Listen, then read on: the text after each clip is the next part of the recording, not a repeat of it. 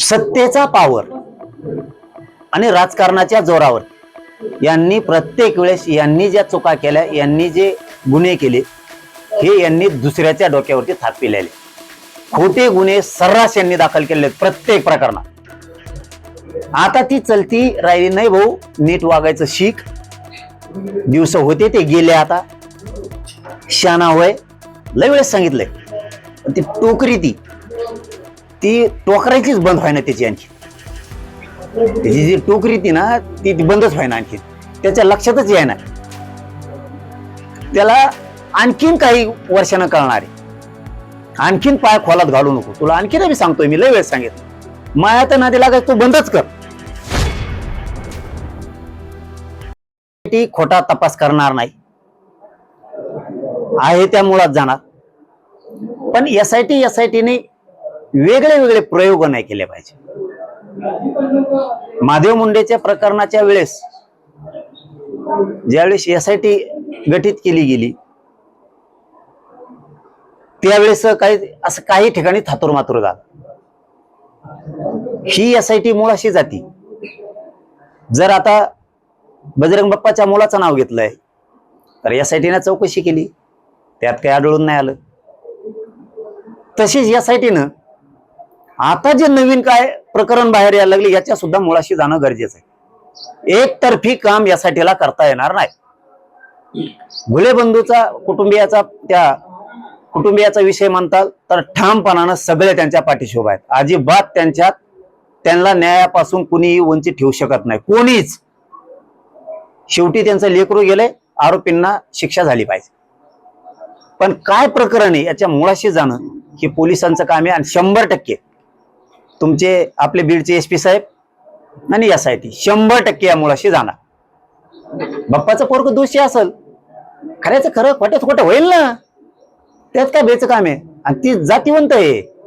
ती बाप्पा म्हणतानीच म्हणलंय की हो दे की काय असेल ते, चूकचं चूक, बरोबर तर बरोबर, जे असेल ते आम्ही सामोरं जाऊ. गेले ना.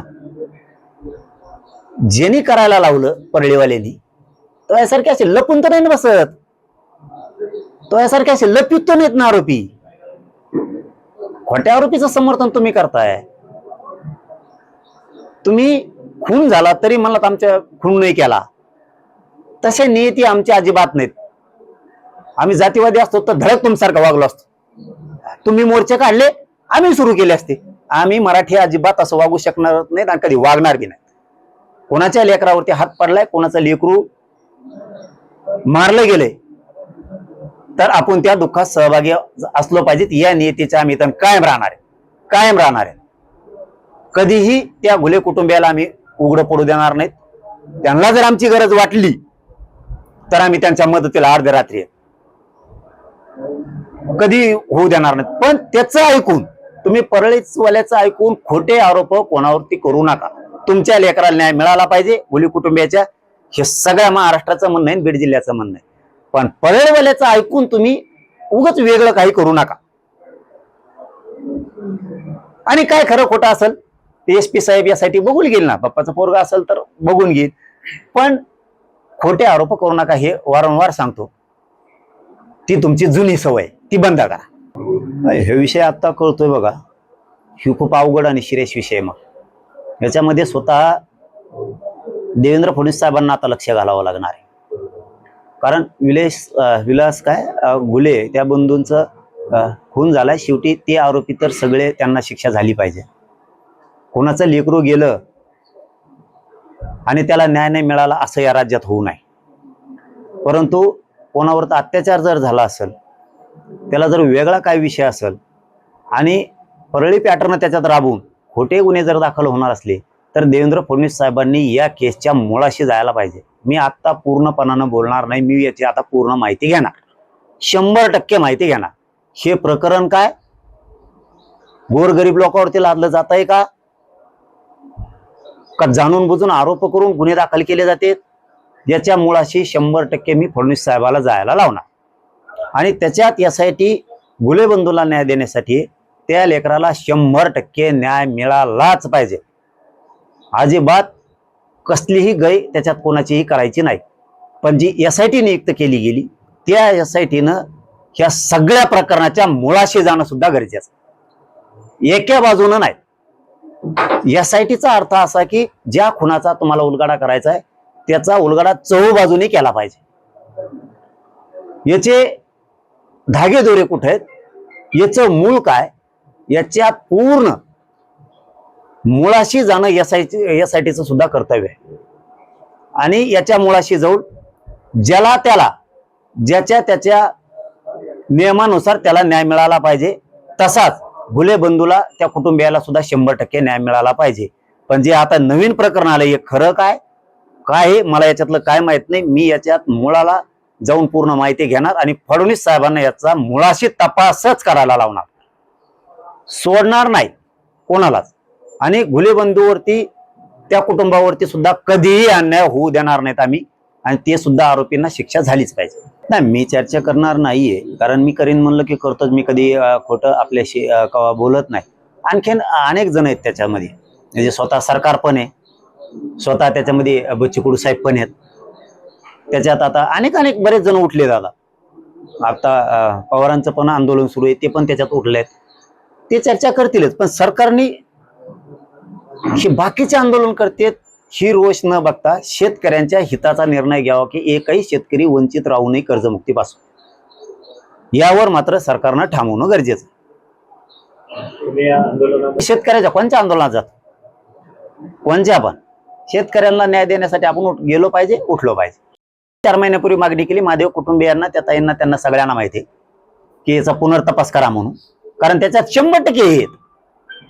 पण आता अधिकृत म्हणायचं असेल तर तपासाकडे जावं लागतं, त्याच्यात डबल एसआयटीची पण होणार आहे आणि सीआयडीची पण होणार आहे। 100% महादेव मुंडेचा तपास खोलापर्यंत जाणारच, ती राहणारच नाही। आणि त्या कुटुंबियांना पण हे माहिती, आणि आपण मुख्यमंत्र्यांना सुद्धा त्यावेळी सांगितलं त्याचा पुनर्तपास होऊ द्या, आणि ते होणार आहे। मुळात जाणार आहेत आरोपी तुम्हाला महादेव मुंडे प्रकरणातले 100% दिसणार। थोडं आता थांबावं लागणार आहे, वाट बघावी लागणार आहे, त्या पद्धतीनं आता तपास सुरू होईलच, ते थोड्या दिवसात सुरू होणार आहे तो सुद्धा। कोणचे घेते नाही असू शकतं, आता ते मला नाही माहिती, पण मला एक गोष्ट माहिती, आणि सगळ्यांनाच माहिती आहे, कायला बोलता येतं प्रत्यक्ष, कायला अप्रत्यक्ष बोलावं लागतं।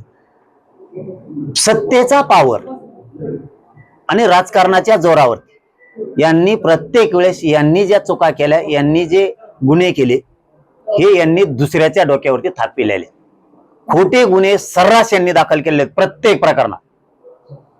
आता ती चलती राहिली नाही भाऊ, नीट वागायचं शिक, दिवस होते ते गेले, आता शाना होय, लय वेळेस सांगितलंय। ती टोकरी ती टोकरायचीच बंद व्हायना, त्याची आणखी त्याची जी टोकरी ती ना ती बंदच व्हायना, आणखी त्याच्या लक्षातच येईना, त्याला आणखीन काही वर्षानं कळणार आहे। आणखीन पाय खोलात घालू नको, तुला आणखीन मी सांगतोय, मी लय वेळेस सांगितलं, माया तर नादी लागायचं तू बंदच कर। खरंच शहाणा असला ना तर तुला मी सांगतो, तू माया नादी लागायचं बंदच करून टाक कायमच, आणि काड्या करायचं बंद कर। खोटे गुन्हे दाखल करणं लोकांवरती ते आता एवढं सोपं राहिलं नाही। बीडला BSP खमक्या आलाय, निभार येते, जे खरं असेल तेच करता येते, त्याच्यामुळे तू ताण घेऊ नको। आता तू ही चलती, तू मंत्री होय, संत्री होय, तू काही होय, तू सरपंच होय एखाद्या गावाचा, माजी सरपंच होय, सदस्य होय, नाही तर मुकादम होय, त्याच्यात पैसे आणता येतात, उचली आणता येतात कोणत्या कारखान्याचे, तुला इकडे माया कचड्यात आला तुला सुट्टी नाही। त्यामुळे तू कितीही ताकद लाव, तू सत्तेतून लाव, तू फडणवीस साहेबाकडून लाव, तू अजितदादांकडून लाव, आता ताईकडून लाव, म्हणजे सुनित्रा ताईंकडून लाव, तो शिंदे साहेबाकडून लाव, याला सगळ्यांनी सोडले जवळपास, हे सत्यच आहे। आपल्या पोटात का सोडलंय, याची नियतच अशी विचित्र आहे की ह्यो गुन्हे करतो आणि दुसऱ्याचे पोरं गुंतितो।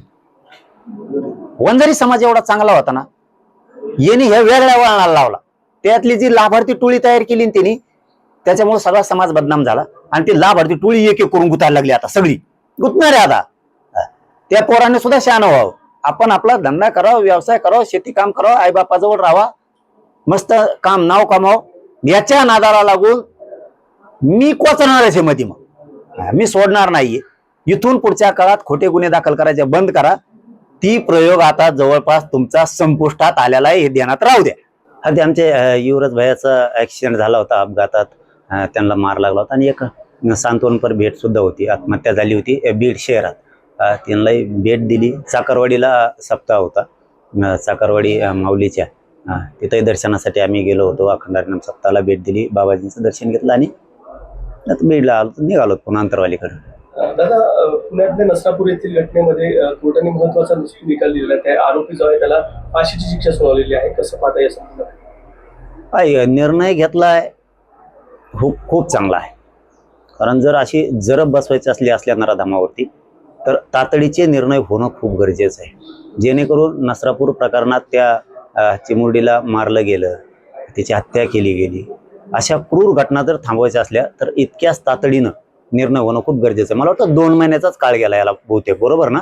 2च महिन्याच्या काळात ते कशावर चालविलं फडणवीस साहेबालाच माहीत. फास्ट ट्रॅकवर चालवलंय का कमी स्पीडवर चालवलंय? साधारण जर घटना झाली तर सरकारकडं आणि प्रशासनाकडं चार्जशीट बनवण्यासाठी 3-3 महिन्याचा कालावधी जातो, काही काहींना 6-6 महिन्याचा सुद्धा कालावधी जातो. परंतु इतक्या तातडीनं, इतकी तत्परता देवेंद्र फडणवीस साहेबांनी या नसरापूरच्या प्रकरणात दाखवली, त्याबद्दल खरंच त्यांचं मनापासून कौतुक, अभिनंदन केलं पाहिजे की इथून पुढे अशा क्रूर घटना होणार नाहीत. म्हणजे कायद्याचा रूल 3 महिन्याच्या पर्यंत चार्जशीट द्यायलाच लागतं 90 दिवसात. काही प्रकरणं वेगळे कलमानुसार असतील, पोट कलमानुसार असतील तर 6-6 महिने सुद्धा त्याला वेळ जातो. इतकी तत्परता या नसरापूरच्या प्रकरणात देवेंद्र फडणवीस साहेबांनी दाखवली आणि 2 महिन्यात फाशीच्या शिक्षेपर्यंत आरोपीला नेलं गेलं. मात्र आमचं याला जोडून एक मत आहे की फडणवीस साहेब असाच नियम संतोष भाईंच्या देशमुखांच्या प्रकरणात सुद्धा लावायला पाहिजे होता. असाच प्रयोग, असाच नियम तुम्ही मालेगावची लेक, एक गरीब समाजाची मुलगी, ती सुद्धा छोटीच होती, तिच्या सुद्धा हेच नियम लावायला पाहिजे. कारण तिची सुद्धा हत्या, मला वाटतं ती सुद्धा 2-3च वर्षाची होती. मालेगावचं ते प्रकरण नाशिक जिल्ह्यातलं आठवत असेल, गरीब ओबीसी बांधवांचं प्रकरण आहे, त्यात सुद्धा हेच पावलं तातडीनं उचलायला पाहिजेत. मग मात्र आणखीन जास्तीचं कौतुक आणि त्याची थाप तुमच्या पाठीवरती पडणार आहे. एका प्रकरणामध्ये तुम्ही 2 महिन्याच्या आत निकाल लावताय, ही राज्यासाठी खूप कौतुकाची गोष्ट आहे. अशा क्रूर घटना इथून पुढल्या काळात होणार नाहीत. पण हीच प्रकार, कारण कायदा तर एकच असायला पाहिजे. कायद्यानं जर त्याला फाशी होणार असली तर नसरापूरच्या कुटुंबाला न्याय मिळाला, महाराष्ट्रातल्या लोकांना, जनतेला खरा न्याय मिळालाय नसरापूरमुळं. कायद्यात 2 महिन्याच्या आत जर शिक्षा होऊ शकते तर मग संतोष भाईच्या प्रकरणात सुद्धा देशमुखांच्या 2-2 वर्षे नुसती सुनावणीला यायला लागायला लागले. म्हणजे संतोष देशमुखांचं प्रकरण, म्हणजे कायदा तरी एकच असेल. जसं तुम्ही तिथं 3 महिन्यात चार्जशीटने घेतलं, 2 महिन्यातच घेतलं आणि फाशीवरती चढवलं, तोच नियम संतोष भाई देशमुखांच्या प्रकरणात का लागत नाही? तोच नियम मालेगावच्या प्रकरणात का लागत नाही? तोच नियम महादेव मुंडे प्रकरणात का लागत नाही? त्यांचे सुद्धा लेकरबाळ तडफडतात न्यायासाठी. हे नियम इथून पुढच्या काळात लावा. नाराजी व्यक्त नाही करायलो आम्ही, सत्य ते सांगायला. तुम्ही सत्य दाखवलंय, कायदा, फडणवीस साहेबांनी सत्य कायदा दाखवला की 2 महिने सुद्धा फाशीच्या शिक्षेवरती आरोपी जाऊ शकतो. तर मग बाकीचे लेकर राज्यातले सुद्धा तुमचेच आहेत फडणवीस साहेब. तिथं वेगळा न्याय कसं काय? संतोष देशमुखांच्या प्रकरणात आणखीन सुनावणी सुरू नाहीये, म्हणजे असा अर्थ होतो याचा की सुनावणी सुरू नाही झाली तर आरोपी जामीन मांडून जामिनावर सुटून सुद्धा जाऊ शकते.